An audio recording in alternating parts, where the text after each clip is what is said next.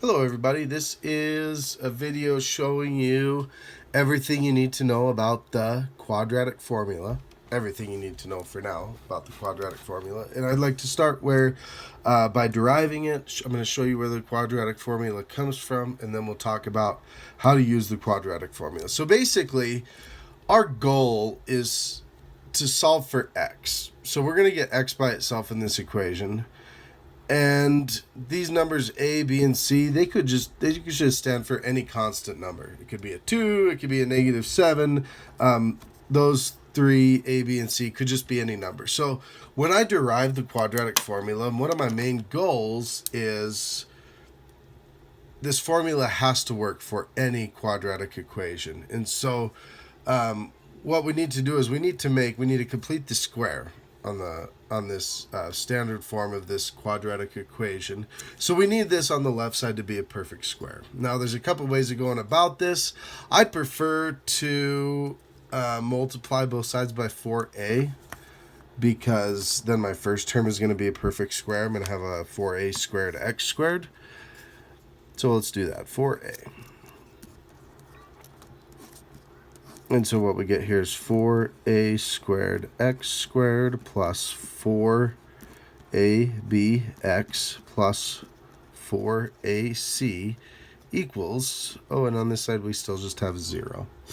Okay, from there I need my last term to be a perfect square as well, so I choose to just add b squared to both sides of the equation, the addition property of equality, and I'll have a 4a squared x squared plus 4abx plus 4ac plus b squared is equal to b squared.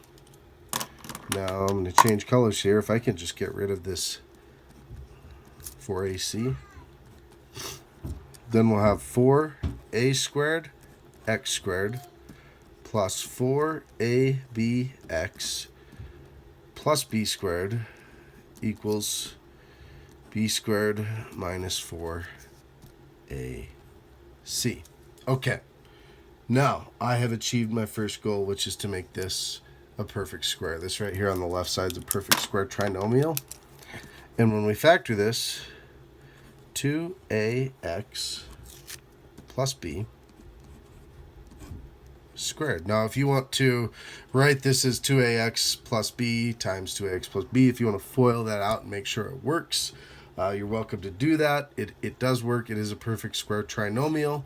And then we're going to have this equal to b squared minus 4ac. Now, when we complete the square, now I can just take the square root of both sides of this equation. We'll change colors here again for you. And when I take the square root of both sides, I'm going to get a 2ax plus b is equal to plus or minus the square root of b squared minus 4ac.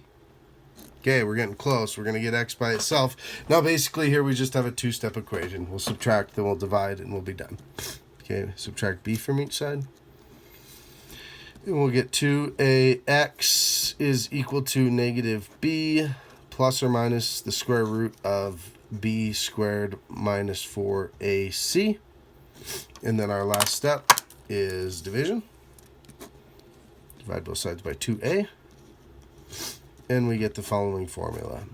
X is equal to the opposite of b plus or minus the square root of b squared minus 4ac all over 2a. If we were in class together, I'd sing it for you. X is the opposite b plus or minus square root b squared minus 4ac all over 2a. Okay, so that's what the formula is. This is something I require my students to memorize. You're going to have to memorize this formula, but you're also going to have to use it to solve a quadratic equation. Okay, so here's how this is going to look when we use this quadratic formula to solve an equation. I want to do 3 examples here for you. So the first, call it problem A. X squared plus 2x minus 3 is equal to 0. Now, it's important that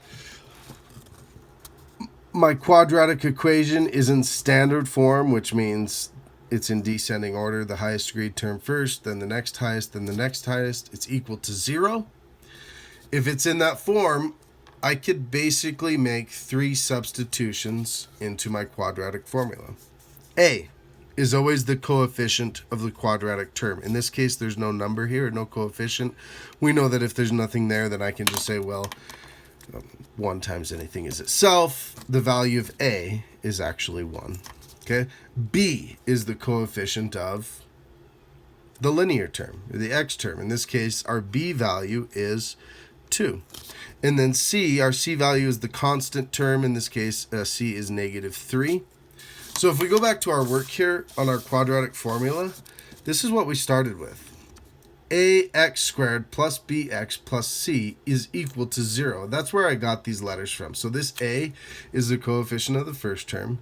The b is the coefficient of the second term. The c is the constant term. Okay. Now when I apply this and when I actually plug these values, substitute these values into the quadratic formula, I'm making substitutions in this formula. I'm going to write, maybe I'll change colors again here. I'm going to write x is equal to the opposite of b, and b is 2, so this is -2, plus or minus the square root, b squared minus 4ac, so b is 2. I'm going to write 2 squared minus 4 times a times c. I like to draw parentheses here just to keep everything straight. Sometimes I'm going to be substituting a negative. Sometimes I'm going to be substituting a positive. I just like to draw parentheses. So I have -4 times a. My a value is 1. My c value is -3. All over 2a, and 2 times 1. Okay. At this point, all you have to do is simplify. X is the opposite b plus or minus square root of 2 squared. Well, that's just 4. Now, anything times 1 is itself, so I've just got a -4 times a -3, or a positive 12, all over 2 times 1. Well, that's just 2. Okay, 4 plus 12, that's 16. So we're going to have x is equal to -2 plus or minus the square root of 16 all over 2. X is equal to -2 plus or minus 4 all over 2. Now I like to break it apart into 2 parts. X is equal to -2 plus 4 all over 2, or x is equal to -2 minus 4 all over 2.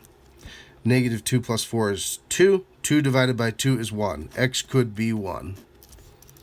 -2 minus 4 more is -6. -6 divided by 2 is -3. So in this case, I have 2 answers. X equals 1. X equals -3. If I want to check my work, feel free to plug them into the original equation and see if it works. Okay? Problem 2. Excuse me, I called the first problem problem A. We'll call this one problem B.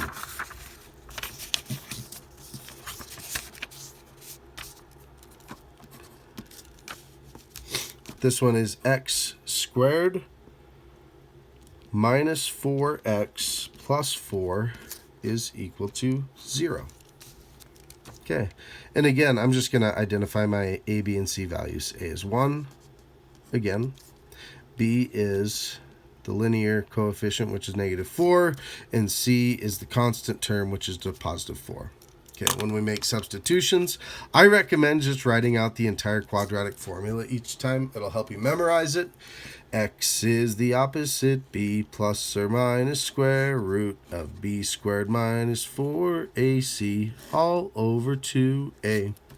X is equal to the opposite of a -4 is a +4, plus or minus the square root of b squared, -4 squared, minus 4 times a times c. A is 1, c is 4, all over 2 times 1. Again, simplify. x is equal to 4 plus or minus the square root. Negative 4 squared, well, that's a positive 16. Minus 4 times 1 times 4, that's 16. All over 2 times 1, or just 2. Now 16 minus 16, that's 0. The square root of 0 is 0, so I get x is equal to 4 plus or minus 0. Okay, adding or subtracting 0 doesn't really do anything, so in this case, I only have one solution. 4 divided by 2, x is equal to 2. So in this case, I only have one root. There's only one solution. X is equal to 2. Okay, final problem for the day.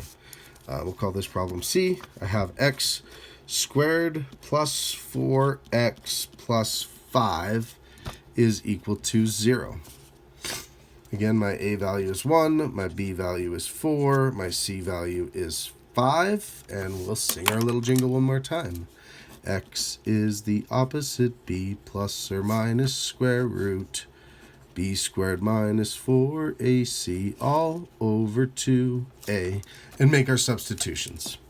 X is equal to the opposite of 4 plus or minus the square root of 4 squared minus 4 times a, which is 1, times c, which is 5, all over 2 times 1. And again, we simplify. X is equal to opposite of 4 plus or minus the square root of 16. 4 times 5 is 20, so 16 minus 20. And then 2 times 1 is just 2.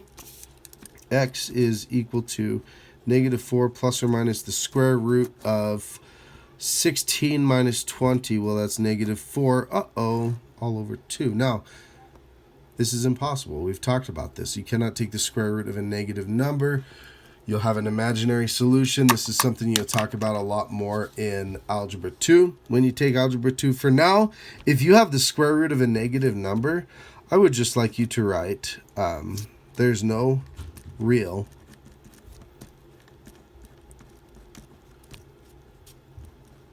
solution. Have a great day, folks. Enjoy.